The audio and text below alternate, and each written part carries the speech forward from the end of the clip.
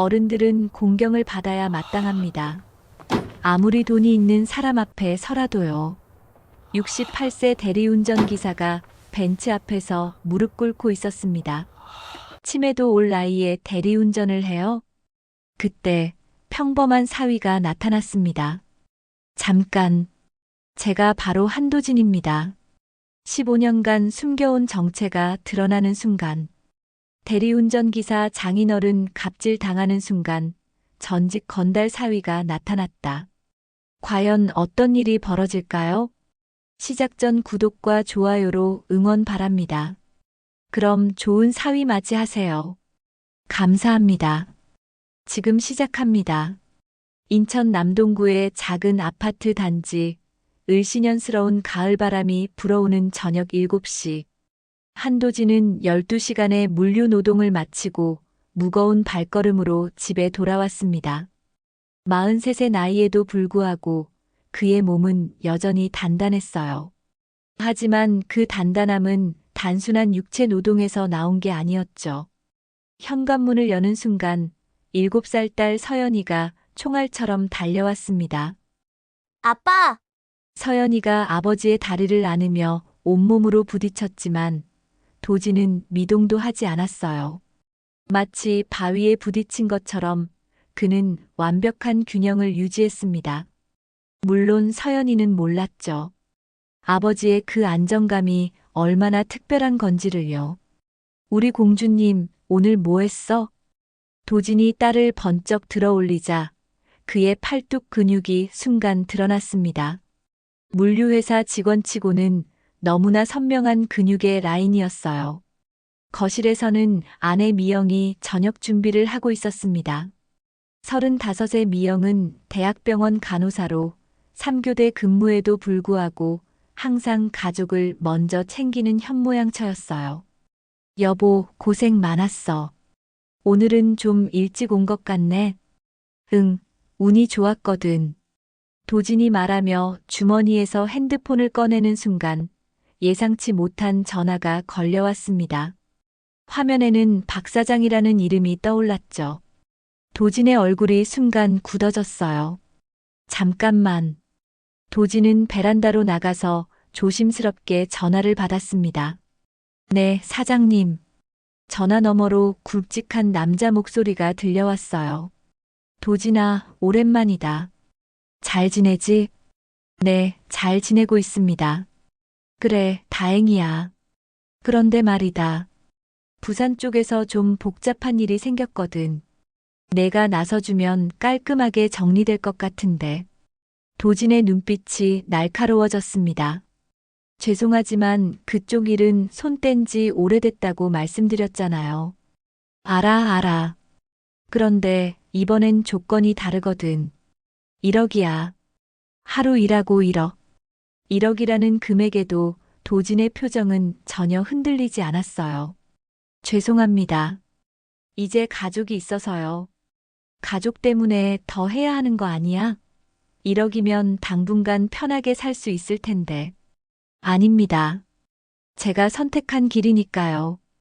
그래, 그럼 어쩔 수 없지.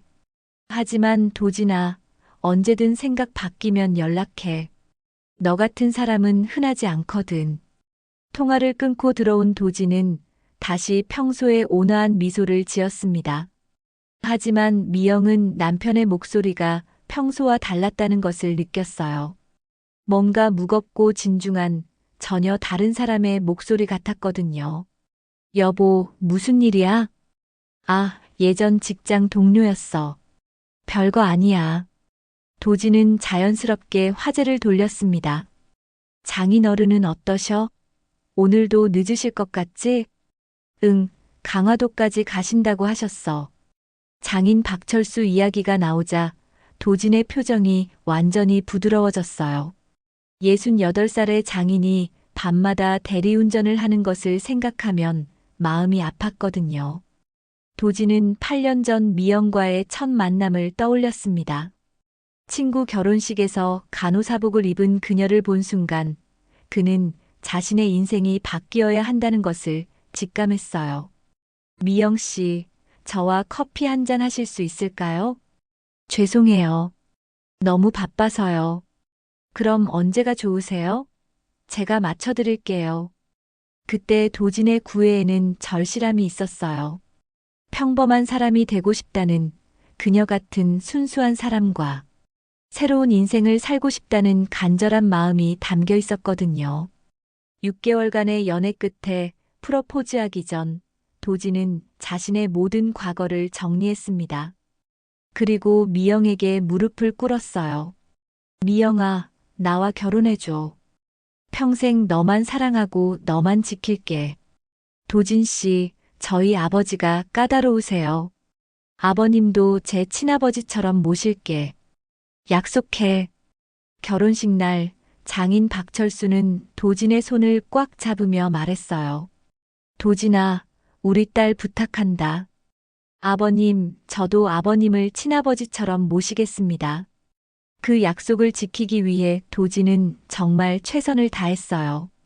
가끔 물류회사 동료들이 도진의 손목에 있는 희미한 문신 자국을 보고 궁금해했지만 도진은 젊을 때 철없이 한 거예요라며 웃어넘겼거든요. 어느 날 아파트 엘리베이터에서 술 취한 이웃이 미영에게 추궁거렸을 때 도진은 그 남자를 단 5초 만에 제압했어요. 그 손놀림이 워낙 자연스러워서 미영은 순간 남편이 낯설게 느껴졌죠. 여보, 어떻게 그렇게 빨리 했어? 회사에서 안전교육 받았거든. 별거 아니야. 5년 전 장인이 대리운전을 시작하게 되었을 때부터 도진은 한 달에 한두 번씩 용돈을 드리기 시작했어요. 도진아, 이걸 왜 주니? 내가 더 힘들 텐데. 아버님은 제 친아버지세요. 당연한 거죠. 오늘도 도진은 책상 서랍 깊숙한 곳에서 용돈 봉투를 꺼냈습니다. 그 서랍 맨 아래에는 낡은 명함 한 장이 숨겨져 있었어요. 하지만 그건 이제 완전히 과거의 일이었죠. 여보, 또 아버지 용돈 준비했어? 응, 내일 저녁에 가서 드릴까 해. 서연아, 내일 할아버지 보러 갈까? 좋아요. 할아버지한테 그림 그려드릴 거예요. 그날 밤 도진은 장인을 만날 생각에 기분이 좋았어요. 8년간 완벽한 사위 역할을 해온 그는 내일도 평범한 하루가 될 거라고 믿었거든요. 하지만 새벽 2시 침대 옆 서랍에 숨겨둔 예전 휴대폰이 진동했습니다. 화면에는 모르는 번호가 떠 있었어요. 도진은 그 전화를 받지 않았어요. 뭐야, 누구지? 옆에서 잠들어 있던 미영이 작은 목소리로 물었어요. 아무것도 아니야. 다시 자. 도진은 부드럽게 미영의 이마에 키스를 했습니다. 1억을 마다한 남자 한도진. 그가 과연 누구였을까요? 그리고 그가 지키려는 평범한 일상이 언제까지 계속될 수 있을까요? 토요일 저녁 7시 도진은 용돈 봉투와 서연이가 그린 그림을 들고 집을 나섰습니다. 인천 송도 신도시의 고급 주상복합 건물 앞에서 장인을 만나기로 약속했거든요. 아버님, 어디 계세요? 핸드폰으로 전화를 걸었지만 박철수는 받지 않았어요. 아마 운전 중이겠죠. 도진은 건물 앞 카페에서 기다리기로 했습니다. 30분 후 검은색 벤츠 S클래스가 건물 앞에 멈춰섰어요. 운전석에서 내린 사람이 바로 장인 박철수였습니다. 68살의 나이에도 단정한 모습으로 정장 차림의 승객에게 정중히 인사하고 있었어요. 뒷좌석에서 내린 남자는 45세 정도로 보이는 최재혁이었습니다. 명품 정장에 롤렉스 시계, 온몸에서 돈 냄새가 풍겼어요. 아저씨, 운전 정말 답답하게 하시네요. 최재혁의 목소리가 카페까지 들렸습니다. 도진은 고개를 들었어요. 죄송합니다, 사장님. 안전운전 하려다 보니. 안전운전? 아저씨 몇 살이에요? 68입니다. 68이면 대리운전 그만둬야 하는 거 아니에요? 반사신경도 둔해졌을 텐데. 도진의 눈빛이 변했습니다. 장인을 모독하는 말을 듣고 있을 수 없었거든요. 하지만 아직 개입할 타이밍은 아니었어요. 30년간 무사고 운전했습니다. 박철수가 조심스럽게 말했지만 최재혁은 비웃기만 했어요. 30년이면 더 위험하죠. 치매도 올 나이고. 그때였습니다. 건물 주차장에서 3명의 남자가 나타났어요. 모두 양복을 입고 있었지만 어딘가 위험한 냄새가 났습니다.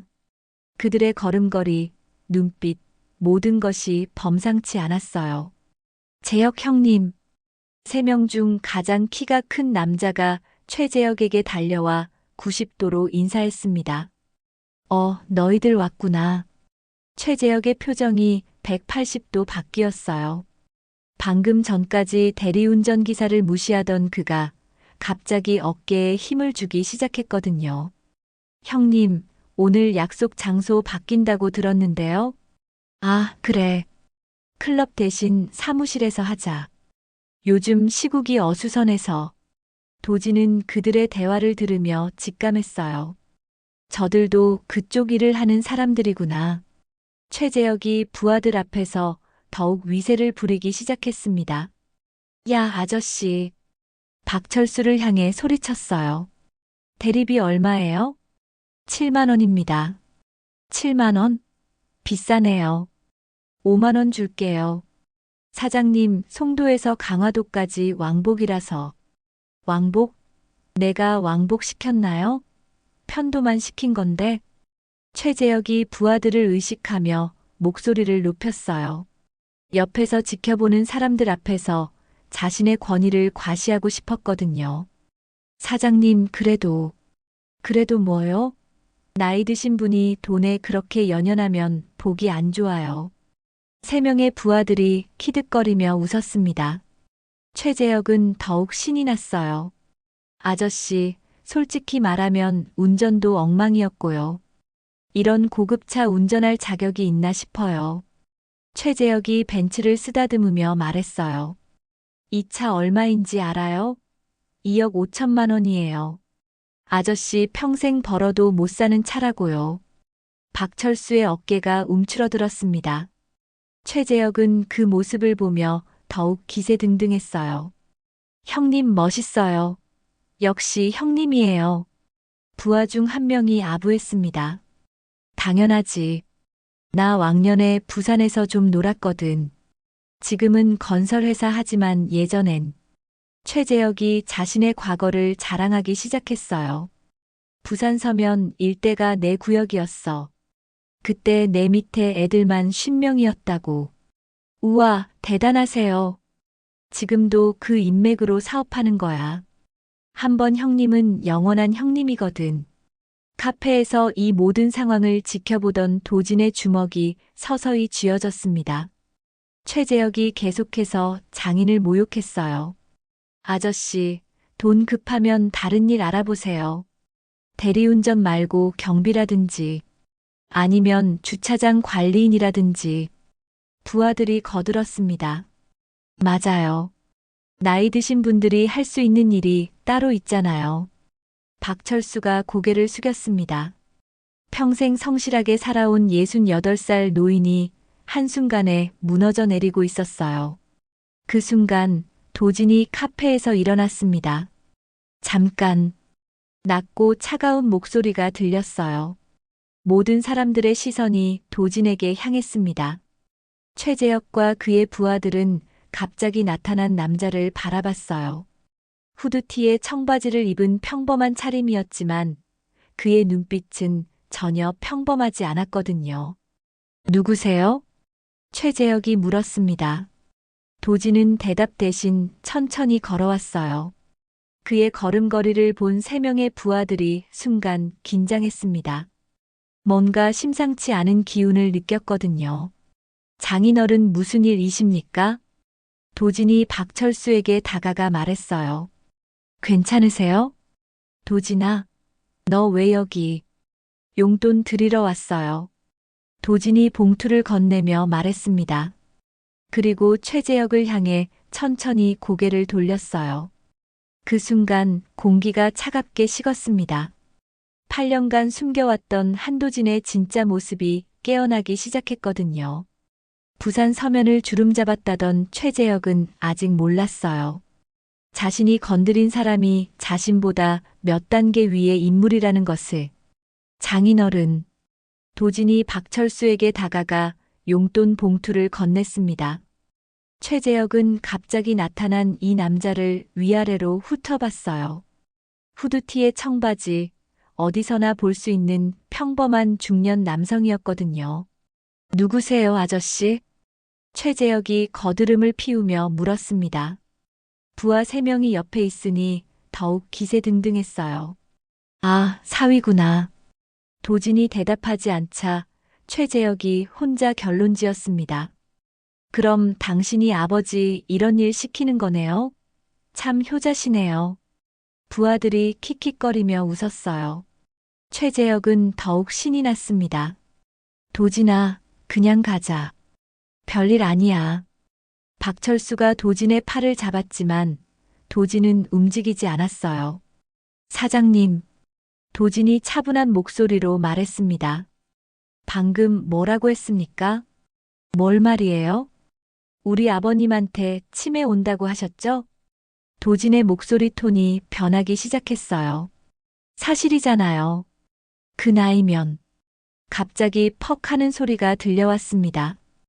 예상치 못한 일이 벌어졌습니다. 도진의 발이 최재혁의 가슴을 쳤습니다. 순식간이었습니다. 너무 빨라서 최재혁은 반응할 시간도 없었어요. 아! 최재혁이 비명을 지르며 뒤로 밀려났습니다. 이 새끼가 뒤질라고. 너 죽고 싶어? 부하 중 가장 덩치 큰 놈이 도진에게 달려들었어요. 하지만 도진은 그를 기다리고 있었습니다. 쿵. 도진의 무릎이 그 남자의 명치를 정확히 가격했어요. 그는 그대로 바닥에 쓰러졌습니다. 형님. 나머지 2명이 동시에 달려들었지만 도진에게는 아무것도 아니었어요. 오른손으로는 한 명의 목을 잡고 왼손으로는 다른 한 명의 팔을 비틀었습니다. 으악! 2 사람이 동시에 바닥에 나뒹굴었어요. 전체 시간은 10초도 걸리지 않았습니다. 야, 이거 폭행이야. 최재혁이 떨리는 목소리로 소리쳤어요. 폭행이요? 도진이 웃었습니다. 하지만 그 웃음은 전혀 따뜻하지 않았어요. 사장님, 여기 CCTV 있어요? 최재혁이 주위를 둘러봤지만 보이지 않았어요. 목격자는? 도진이 주변 사람들을 가리켰어요. 여기 계신 분들, 누가 먼저 손 댔는지 봤죠? 구경꾼들은 모두 고개를 돌렸어요.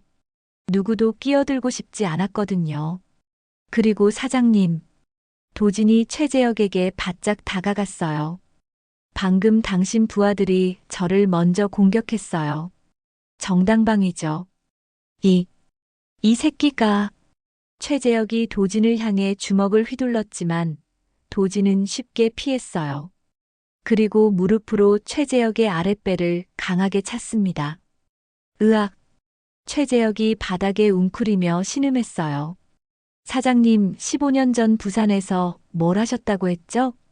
도진이 쓰러진 최재혁을 내려다보며 말했어요. 10명 거느렸다고요? 제발. 그런데 이것밖에 안 돼요? 도진이 발로 최재혁의 옆구리를 가볍게 찼어요. 한도진이라는 이름 들어봤죠? 그 순간 최재혁의 얼굴이 새하얗게 변했습니다. 설마. 네, 맞아요. 도진이 확인해줬습니다. 제가 바로 그 한도진이에요. 부하 3명이 바닥에서 기어나와 도진 앞에 무릎을 꿇었어요. 형님, 죄송합니다. 저희가 몰랐습니다. 용서해주세요. 도진은 그들을 무시하고 최재혁에게 집중했어요. 15년 만에 인사드리네요. 최재혁 사장님. 형님. 진짜 한도진 형님이세요? 최재혁이 떨리는 목소리로 물었어요. 왜요? 믿기지 않아요? 도진이 최재혁의 어깨를 발로 눌렀습니다. 그럼 증명해 드릴까요? 도진이 주머니에서 낡은 명함을 꺼냈어요. 15년 전 그가 사용하던 명함이었습니다. 9월동 한도진. 이거면 충분하죠? 최재혁이 명함을 보는 순간 완전히 기가 죽었어요. 죄송합니다. 정말 죄송합니다. 아직 사과할 때가 아니에요. 도진이 최재혁을 일으켜 세웠어요. 우리 장인 어른한테 뭐라고 했는지 기억나요? 죄송합니다. 치매 온다고 했죠? 도진이 최재혁의 목을 잡았어요.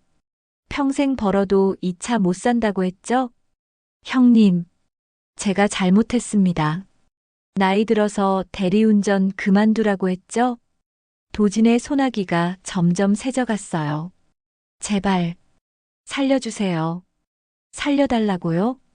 도진이 웃었어요. 15년 전 제가 왜 손을 뗐는지 아세요? 모르겠습니다. 이런 분들 때문이에요. 도진이 박철수를 가리켰습니다. 평생 성실하게 사신 분들을 지키기 위해서요. 죄송합니다. 그런데 당신은 그 반대를 했네요. 도진이 최재혁을 벽에 밀어붙였어요. 그럼 어떻게 해야 할까요? 뭐든 하겠습니다. 정말요? 네, 정말입니다. 도진이 최재혁을 놓아줬어요. 하지만 눈빛은 여전히 차갑했습니다. 그럼 이제부터 제대로 얘기해 봅시다. 한도진의 정체가 드러나고 물리적 제압까지 끝난 지금, 최재혁은 과연 어떤 선택을 하게 될까요?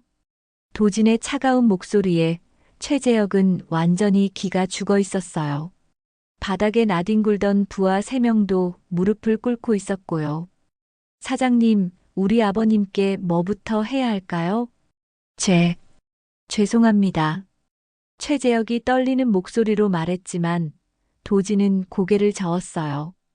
그게 사과예요? 어떻게 하면 될까요? 무릎 꿇고 하세요. 최재혁이 망설였어요. 주변에 이렇게 많은 사람들이 보는데 무릎을 꿇는다는 게 자존심 상했거든요.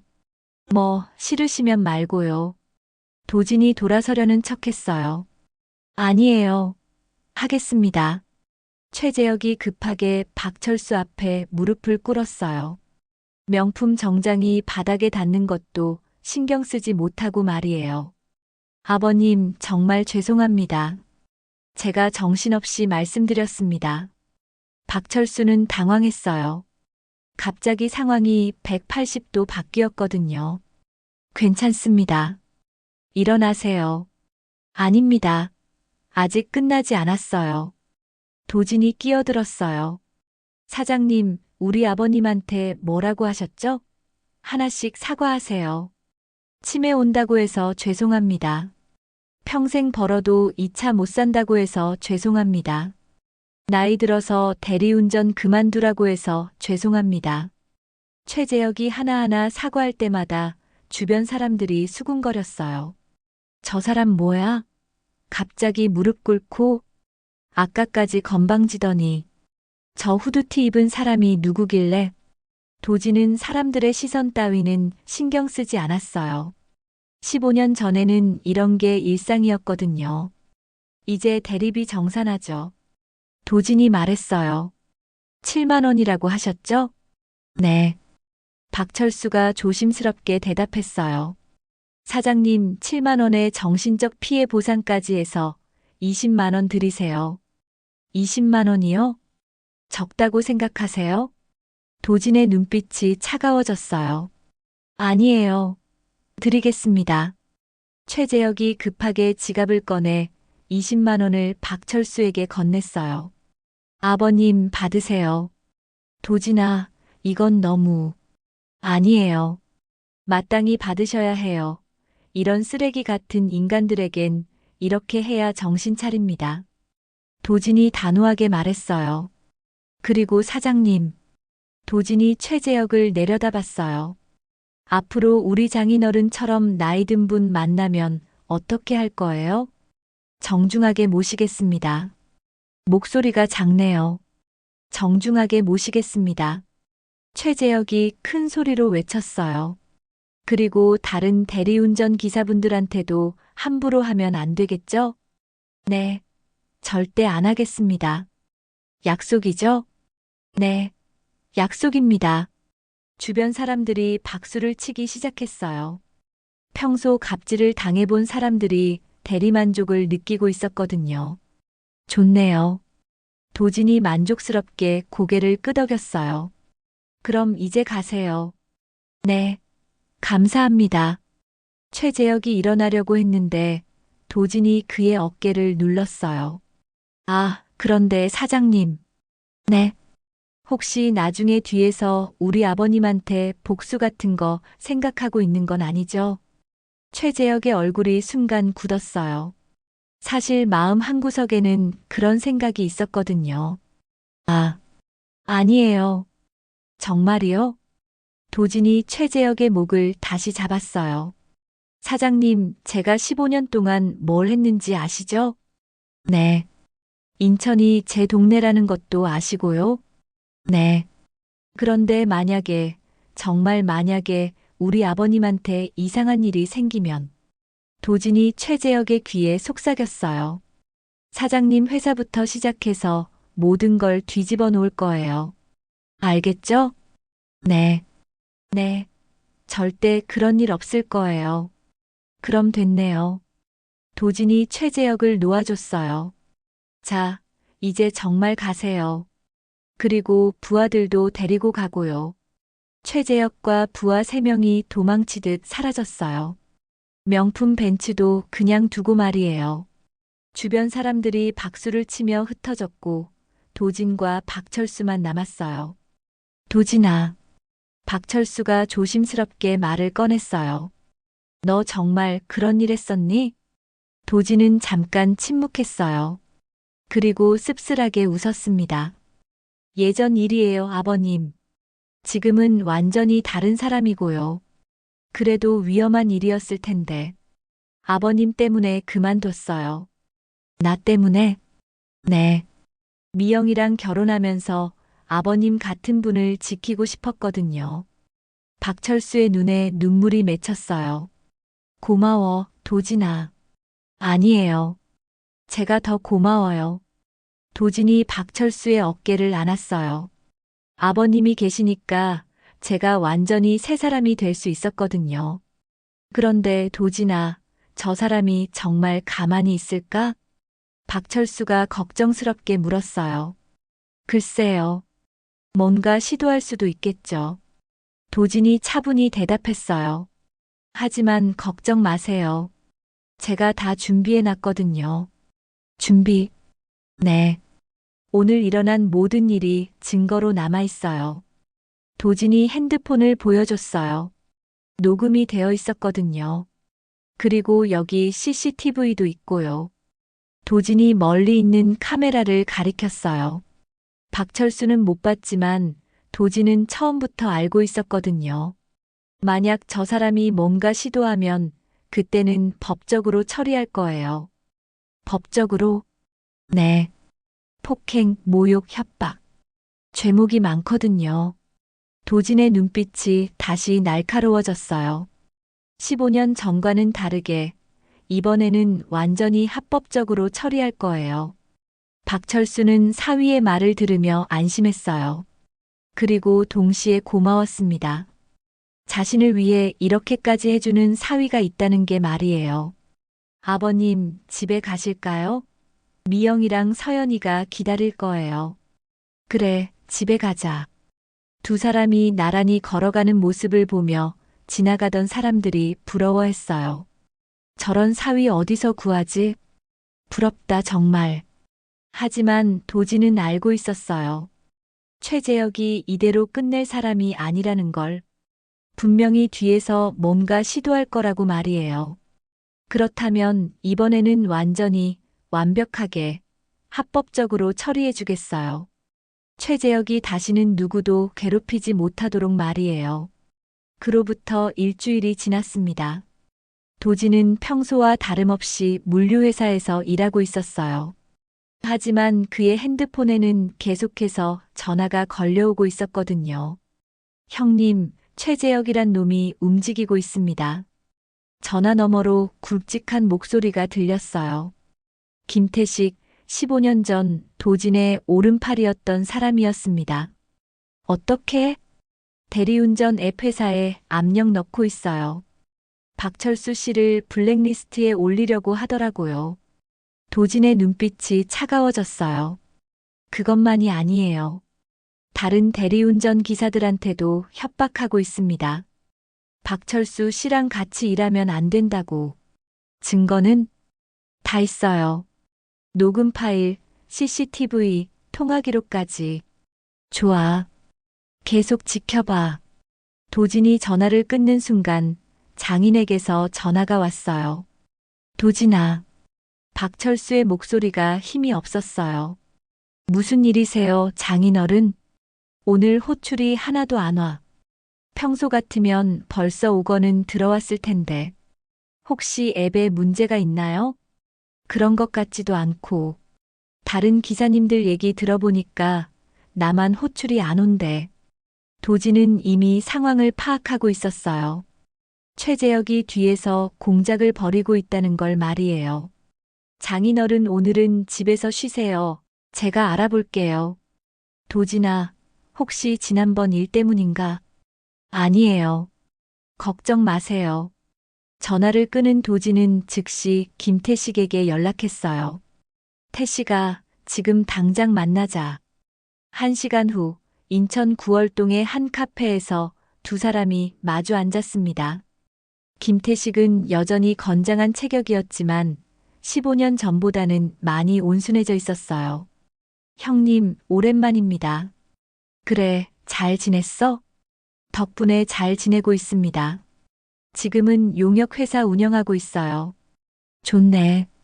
그런데 최재혁 그놈이 어디까지 움직였어? 김태식이 태블릿을 꺼내 보여줬어요. 일단 대리운전 앱 회사 3곳에 압력 넣었습니다. 박철수 씨 아이디를 블랙리스트에 올리라고. 어떻게 압력을? 그 회사들이 사용하는 결제 시스템이 최재혁 놈 건설회사 관련 업체더라고요. 거기 압력 넣어서. 도진이 고개를 끄덕였어요. 그리고 송도, 연수구 쪽 대리운전 기사들한테 개별적으로 연락해서 협박했어요. 박철수 씨랑 같이 일하거나 도우면 자기들도 일 못하게 만들겠다고. 증거는 다 여기 있어요. 김태식이 USB를 건넸어요. 통화 녹음, CCTV 영상, 카카오톡 대화까지. 그리고 김태식이 잠깐 망설였어요. 그리고 뭔데? 최재혁이 형님 정보를 캐고 있어요. 15년 전 일들을 조사하고 있더라고요. 도진이 웃었어요. 하지만 그 웃음은 전혀 유쾌하지 않았습니다. 뭘 알아냈는데? 별로 없어요. 형님이 워낙 깔끔하게 정리하셨으니까. 하지만 문제는 옛날 검찰 쪽 자료를 뒤지고 있어요. 혹시 형님 약점을 잡으려고. 도진의 표정이 굳어졌어요. 그래서 어떻게 됐어? 걱정 마세요. 이미 차단했어요. 그쪽에도 아는 사람들이 있거든요. 고마워. 그런데 형님, 이번에는 어떻게 하실 거예요? 도진이 잠시 생각했어요. 15년 전 같으면 직접 찾아가서 끝장을 냈겠지만 지금은 달랐거든요. 합법적으로 처리할 거야. 합법적으로요? 그래. 이번에는 완전히 법으로 끝낼 거야. 도진이 핸드폰을 꺼내 번호를 찾았어요. 여보세요, 정 변호사님? 한도진입니다. 네, 오랜만입니다. 도움이 필요해서 연락드렸는데. 30분 후 도진은 강남의 한 로펌에 앉아 있었어요. 정민수 변호사는 15년 전부터 도진을 알고 있던 사람이었습니다. 도진 씨, 정말 오랜만이네요. 완전히 새 사람이 되셨다고 들었는데. 네, 결혼하고 가정을 꾸렸어요. 잘하셨어요.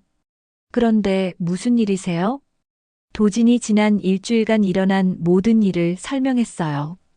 그리고 김태식이 준 USB를 건넸습니다. 이런 증거들이 있어요.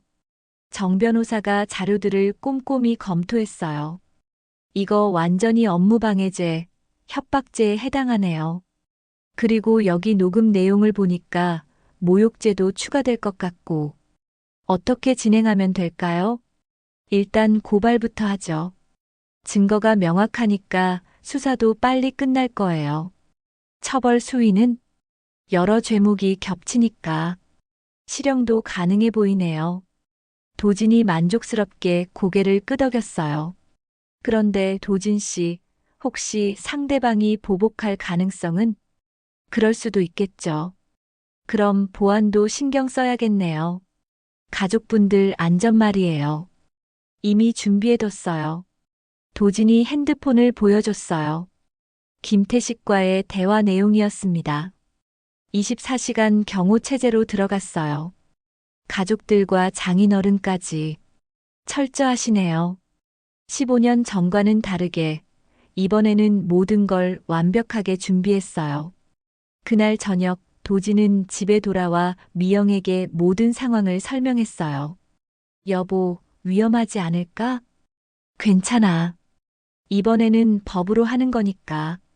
그래도 걱정돼. 미영아, 나 믿어줘. 우리 가족과 아버님을 지킬 거야. 반드시. 다음 날 아침 정 변호사가 연락했어요. 도진 씨, 고발장 접수했어요. 그리고 경찰서에서 즉시 수사 들어간다고 하네요. 고마워요. 참, 그리고 재미있는 정보가 하나 더 있어요. 뭔데요? 최재혁이 지난주에 다른 대리운전 기사도 폭행했대요. 그분도 고발장 냈어요. 도진이 웃었어요. 그럼 죄목이 더 늘어나겠네요. 맞아요. 이제 상습적 폭행, 업무방해, 협박까지. 이거 실형 확정이에요. 전화를 끊은 도진은 김태식에게 문자를 보냈어요. 최재혁 움직임 계속 지켜봐. 곧 경찰이 움직일 거야. 답장이 바로 왔어요. 알겠습니다, 형님. 그런데 재미있는 소식이 있어요. 최재혁이 오늘 부산으로 도망간다는 정보 입수했습니다. 도진이 피식 웃었어요. 도망가도 소용없는데. 이번에는 다릅니다. 15년 전에 한도진은 주먹으로 해결했지만 지금의 한도진은 법으로 완벽하게 끝낼 거예요. 최재혁이 설마 했을 거예요. 자신을 괴롭히러 온 게 아니라 완전히 매장시키러 온 거라는 걸. 이틀 후 오전 10시 도진의 핸드폰이 울렸습니다. 형님 잡혔어요. 김태식의 목소리에는 만족감이 묻어 있었어요. 어디서? 부산 해운대 호텔에서요. 새벽 6시에 경찰이 들이닥쳤는데 화장실 변기 뚜껑 위에 올라가서 떨고 있었대요. 도진이 웃었어요. 정말요? 그 거만하던 놈이? 네. 그것도 팬티 바람으로요. 경찰들한테 무릎 꿇고 용서해달라고 빌었다는데. 구속영장은 어제 신청했고 오늘 오후에 심사해요. 정 변호사님이 방청 오라고 하던데요. 도진은 즉시 회사에 반차를 내고 서울로 향했습니다. 서울중앙지방법원 앞에서 정 변호사와 만났어요. 도진 씨 상황이 생각보다 심각해요. 어떻게요? 수사 과정에서 추가 증거가 나왔어요. 최재혁이 다른 대리운전 기사들한테 한 짓이 한두 건이 아니더라고요. 정 변호사가 서류 뭉치를 보여줬어요. 지난 6개월 동안만 12건이에요. 폭행 3건, 협박 5건, 업무방해 사건. 대단하네요. 그리고 이게 진짜 충격적인 건데요. 정 변호사가 태블릿을 켰어요. 최재혁이 운영하는 건설회사가 부실공사로 고발당한 게 17건이에요. 그런데 모두 증거인멸이나 증인 협박으로 무마됐어요. 도진의 눈빛이 날카로워졌어요. 그 방법이 대부분 폭력이나 협박이었어요. 피해자들을 직접 찾아가서 고소 취하하라고 위협한 거죠. 이번 기회에 다 털어야겠네요. 그래서 검찰에서 구속영장 신청할 때 상습성을 강조했어요. 이 정도면 구속 확정이에요. 오후 2시 법정에 최재혁이 들어왔어요. 일주일 전에 그 거만한 모습은 온데간데 없었습니다. 수갑을 찬 채 고개를 떨구고 있었어요. 피의자 최재혁, 폭행죄, 협박죄, 업무방해죄 등 8개 혐의로 구속영장이 청구되었습니다. 판사가 서류를 넘기며 말했어요. 검찰 측 의견 말씀해 주세요. 피의자는 6개월간 12건의 범죄를 저질렀습니다. 검사가 일어나 말했어요. 특히 사회적 약자인 대리운전 기사들을 상대로 한 상습적 범행으로 죄질이 매우 불량합니다. 그리고 피의자는 재산이 많아 도주 우려가 있으며 실제로 부산으로 도주를 시도했습니다. 최재혁의 변호사가 일어났어요. 피의자는 건설회사 대표로서 사회적 지위가 있고 변호인님, 판사가 말을 끊었어요. 피의자가 그 사회적 지위를 이용해 약자를 괴롭힌 게 문제 아닌가요? 그렇지만, 그리고 도주까지 시도했는데 도주 우려가 없다는 건 말이 안 되죠. 변호사가 할 말을 잃었어요. 피의자 할 말 있습니까? 판사가 최재혁에게 물었어요. 죄송합니다. 최재혁이 떨리는 목소리로 말했어요. 제가 정말 잘못했습니다. 다시는 이런 일 안 하겠습니다. 그런데 피의자는 이미 12번이나 그런 일을 했잖습니까? 판사의 날카로운 지적에 최재혁이 고개를 더 떨어뜨렸어요. 피해자 측 의견 들어보겠습니다. 도진이 일어났어요. 저는 한도진입니다. 그 순간 법정이 조용해졌어요. 15년 전 부산에서 활동했던 그 이름을 아는 사람들이 있었거든요. 피의자는 제 장인어른을 비롯해 많은 분들을 괴롭혔습니다. 도진의 목소리는 차분했지만 힘이 있었어요. 돈과 권력으로 약자를 짓밟는 사람들이 있는 한 우리 사회는 발전할 수 없습니다. 제가 15년 전에 손을 뗀 이유도 바로 이런 분들을 지키기 위해서였습니다. 도진이 최재혁을 바라봤어요. 피의자가 진정으로 반성한다면 마땅한 처벌을 받아야 합니다. 알겠습니다. 판사가 고개를 끄덕이고 망치를 들었어요. 증거가 명확하고 죄질이 불량하며 도주 우려가 있다고 판단됩니다. 피의자 최재혁에 대한 구속영장을 발부합니다. 톡! 망치가 내려쳤어요. 최재혁의 얼굴이 완전히 하얗게 변했습니다. 안 돼요. 제발. 최재혁이 소리쳤지만 이미 늦었어요. 교도관들이 그를 데리고 나갔습니다. 법정을 나오며 정 변호사가 말했어요. 이제 본 재판만 남았네요. 2개월 후쯤 열릴 예정이에요. 형량은 어느 정도 나올까요? 이 정도면 최소 3년은 나올 것 같아요. 상습성까지 인정되면 5년까지도 가능하고요. 도진이 만족스럽게 고개를 끄덕였어요. 그날 저녁 집에 돌아온 도진은 가족들에게 모든 상황을 설명했어요. 이제 끝난 거야?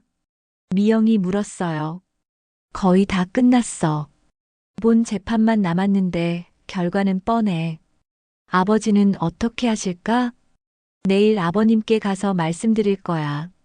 다음 날 도진은 박철수를 만나 모든 걸 설명했어요. 도진아, 너 때문에 이런 큰일이. 아니에요, 아버님. 당연한 일을 한 거예요. 그래도 고마워. 정말 고마워. 박철수의 눈에 눈물이 맺혔어요. 앞으로는 평화롭게 일하실 수 있을 거예요.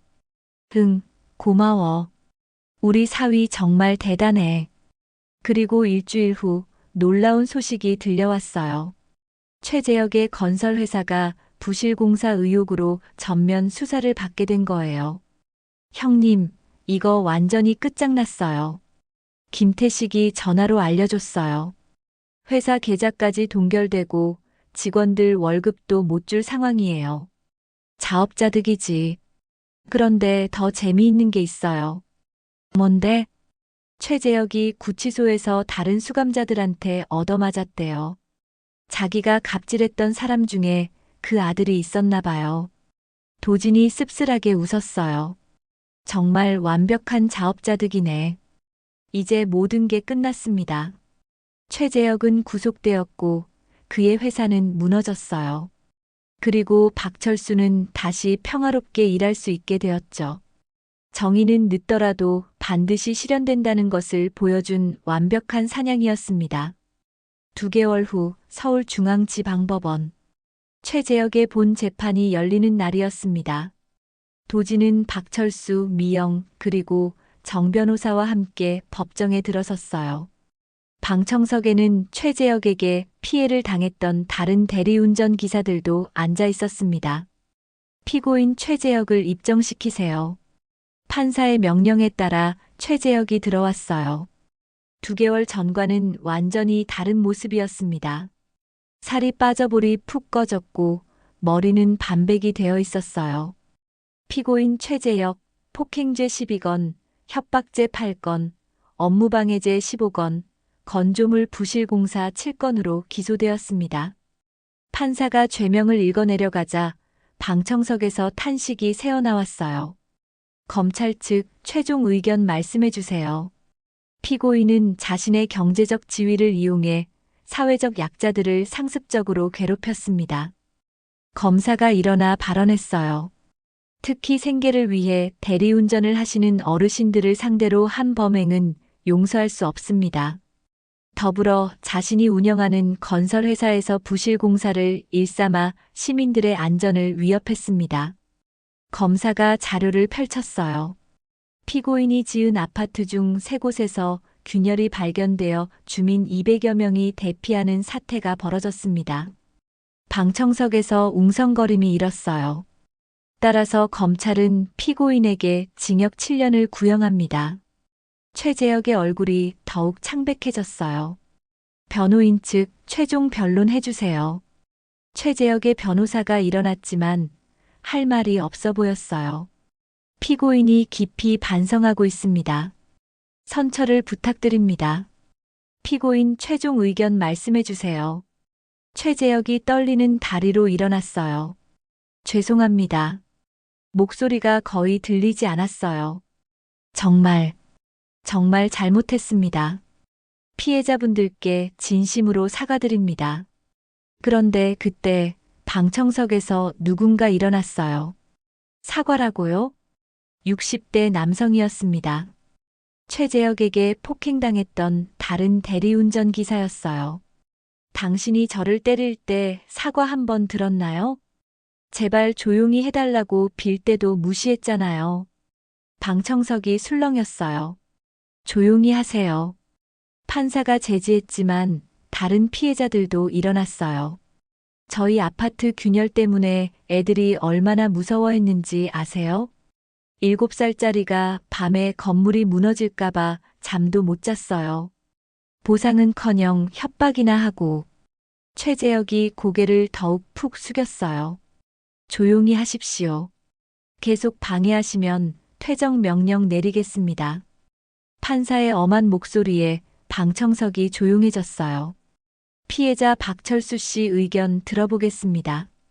박철수가 천천히 일어났어요. 저는 68년을 살면서 그렇게 모욕적인 말을 들어본 적이 없었습니다. 박철수의 목소리가 떨렸어요. 치매 온다고, 늙어서 위험하다고, 평생 벌어도 그 차 못 산다고, 30년간 택시를 몰고 지금도 생계를 위해 대리운전을 하는 제가 그렇게 무시당해야 할 이유가 뭡니까? 박철수의 말에 방청석이 숙연해졌어요. 하지만 저는 용서하겠습니다.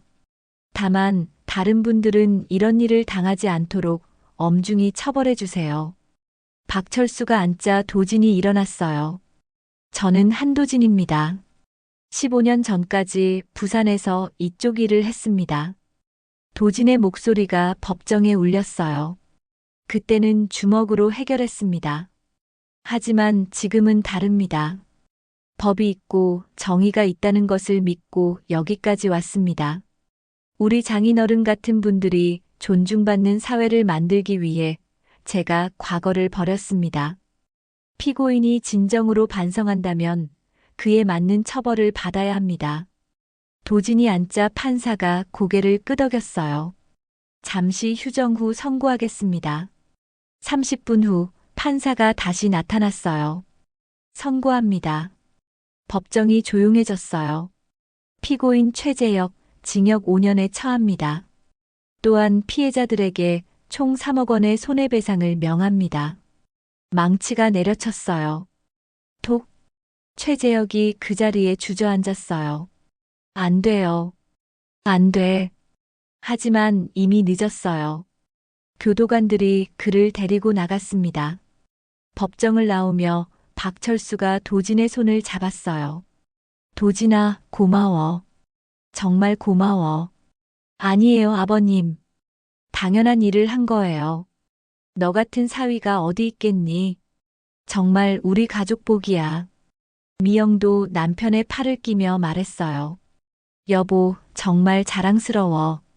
그날 저녁 온 가족이 모여 식사를 했어요. 박철수, 도진, 미영, 서연이까지 4명이 함께였죠. 할아버지, 이제 나쁜 사람 없어졌어요? 서연이가 물었어요. 그래, 우리 공주. 이제 할아버지가 평화롭게 일할 수 있어. 다행이에요. 서연이가 환하게 웃었어요. 아버님, 이제 어떻게 하실 거예요? 도진이 물었어요. 다시 대리운전 할 거야. 이제는 당당하게. 좋으시네요. 그런데 도진아, 너 진짜 대단하다. 15년 전 일은 몰랐는데. 다 과거 일이에요. 지금이 중요하죠. 도진이 미영의 손을 잡았어요. 이런 가족이 있어서 제가 완전히 새 사람이 될 수 있었거든요. 여보. 미영의 눈에 눈물이 맺혔어요. 아버님도 마찬가지예요. 아버님 같은 분이 계셔서 제가 진짜 사람다운 삶을 살 수 있어요. 도진아. 박철수도 눈물을 글썽였어요. 우리 모두 행복하게 살아요. 정말 오래오래. 그날 밤 뉴스에서 최재혁 사건이 보도되었어요. 갑질과 부실 공사로 악명 높았던 건설업체 대표 최재혁에게 징역 5년이 선고되었습니다. 특히 대리운전 기사 등 사회적 약자를 상대로 한 상습적 범행이 주목받았는데 도진은 뉴스를 끄고 가족들을 바라봤어요. 평범하지만 행복한 그들의 모습이 세상 그 무엇보다 소중했습니다. 정의는 늦을 수 있지만 반드시 실현됩니다. 그리고 진정한 승리는 가족과 함께할 때 더욱 빛이 나는 법이죠. 1년 후 인천 송도의 한 카페에서 박철수는 다른 대리운전 기사들과 차를 마시고 있었습니다. 철수 형님, 요즘 어떠세요? 좋아, 정말 좋아. 이제는 손님들이 다 정중하게 대해주시더라. 최재혁 사건 이후 대리운전 기사들을 향한 사회적 인식이 많이 바뀌었어요. 언론에서도 지속적으로 관련 캠페인을 벌였고 갑질 신고센터까지 운영되고 있었거든요. 그런데 형님 사위분 정말 대단하시더라고요. 그러게. 우리 도진이가 없었으면 지금도 당하고 살았을 거야. 같은 시각 도진은 회사에서 진급 발표를 받고 있었어요. 도진 씨, 팀장으로 승진하신 것을 축하드립니다. 감사합니다. 그런데 정말 신기해요. 1년 전 그 사건 이후로 저희 업계 전체가 바뀌었어요. 갑질이 완전히 사라졌다니까요. 도진은 미소 지었어요. 최재혁 한 명을 처벌한 것이 사회 전체에 경종을 울린 셈이었거든요. 저녁 온 가족이 모인 식탁에서 박철수가 말했어요. 도진아, 오늘 정말 기분 좋은 일이 있었어. 무슨 일이세요? 손님이 나한테 고맙다고 하더라. 밤늦게 안전하게 데려다줘서 고맙다고. 좋으시네요. 예전에는 돈 주는 게 당연하다는 시기였는데 이제는 서로 고마워하는 관계가 됐어. 미영이 끼어들었어요. 여보, 당신 덕분이야. 정말 자랑스러워. 우리 모두 덕분이지. 가족이니까. 도진이 서연이를 바라봤어요. 서연아, 아빠가 할아버지를 도와드린 거 어떻게 생각해? 멋있어요. 나쁜 사람을 혼내주고 할아버지를 지켜줘서. 그럼 서연이도 나중에 어려운 사람을 도와줄 거야? 네. 아빠처럼 할 거예요. 그때 TV에서 뉴스가 나왔어요. 최재혁 전 태양건설 대표가 교도소에서 모범수로 선정되어 사회봉사 프로그램에 참여한다고 전해졌습니다. 도진이 리모컨을 꺼며 말했어요. 그래도 사람은 변할 수 있어. 정말 다행이야. 우리도 덕분에 행복해졌고. 박철수가 도진의 손을 잡았어요. 도진아, 너 같은 사위가 있어서 내 인생이 완전히 바뀌었어. 아버님 같은 분이 계셔서 제가 진짜 사람이 될 수 있었어요. 우리 모두 행복하자. 정말 오래오래. 그날 밤 도진은 창밖을 바라보며 생각했어요. 15년 전의 자신과 지금의 자신을, 그리고 가족이라는 이름으로 묶인 소중한 사람들을. 세상에는 여전히 부조리가 있겠지만 서로를 지켜주는 가족이 있는 한 이겨낼 수 있다는 것을. 그리고 정의는 늦더라도 반드시 실현된다는 것을. 가족은 선택이 아니라 운명이다. 하지만 그 운명을 사랑으로 만들어가는 것은 선택이다. 한도진이 선택한 길이었고 그 길 위에서 그들은 진정한 행복을 찾았습니다. 여기까지 시청해주신 여러분 진심으로 감사드리고 구독과 좋아요로 좋은 사위 맞이하시길 기원합니다.